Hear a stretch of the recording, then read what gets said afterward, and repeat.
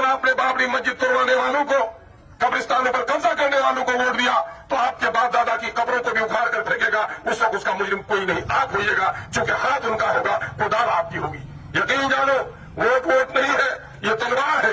तलवार अगर सिपाही को दोगे तो पहरेदारी करेगा, किसी डाकू को दोगे तो तुम्हारी तलवार से तुम्हारी ही गर्दनें काटी जाएंगी। याद रखना, तारीख के नजरों ने वो दौर भी देखे हैं, लम्हों ने खता की है, सदियों ने सजा पाई। मैं आज 5 सालों तक आपका एमएलए हूं, मेरे जमाने में जितना काम हुआ है इसकी कोई तारीख नहीं हुई है। आज सबा जफर साहब हो या भाई अब्दुल जलील साहब हो, अब्दुल जलील मस्तान ने 30 साल तक इस इलाकों को बर्बाद किया। ये दोनों की लड़ाई, कुल्हिया को जिताओ, सुरजापुरी को जिताओ। कुल्हिया और सुरजापुरी की लड़ाई में अमोर बैसा के नौजवानों तुम हार गए हो।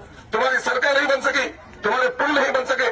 बकराधार में पुल सैंक्शन करवाया, सैलाब के जमाने में तुम्हारी कोई खैरियत पूछने नहीं आता था।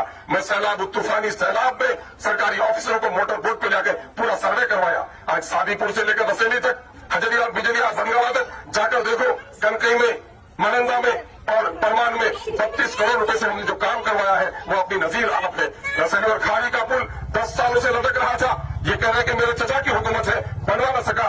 18 साल तक मंत्री रहा अब्दुल जलील मस्तान, बनवा न सका, और आज मैं उन दोनों पुलों का काम मुकम्मल करवा रहा हूँ। यही नहीं बल्कि महानंदा जैसी नदी जो 200 करोड़ का पुल, आज 1 किलोमीटर से लंबा पुल बनवा रहा हूँ। नौजवानों, बेटियों, बहनों और बुजुर्गों, तुम्हें फख्र होना चाहिए कि विधायक अमोर का जब असेंबली में बोलता है सब लोगों की दुम दब जाती है और हक की आवाज अस्तुल बुलंदी के साथ बोलता है। आज बिहार के किसी भी हिस्से में मुसलमानों पर जुल्म हो, आवाज कांग्रेस के लोग नहीं उठाते, राजद के लोग नहीं उठाते, जदयू और भाजपा के लोग नहीं उठाते हैं, अमोर बैसा का अस्तुल उठा रहा है। आपको मालूम होना चाहिए, 18 साल गुलनाज एक लड़की है जो वैशाली की, एक गैर मुस्लिम से कहा मैं शादी करूंगा, लड़की ने इनकार किया तो जलाकर मार डाला गया। किसी जालिम के मुंह पर आवाज नहीं उठी, अगर आवाज उठाया तो अमोर बैसा का अपना खादिम अख्तरुल ईमान उसके खिलाफ आवाज उठाया।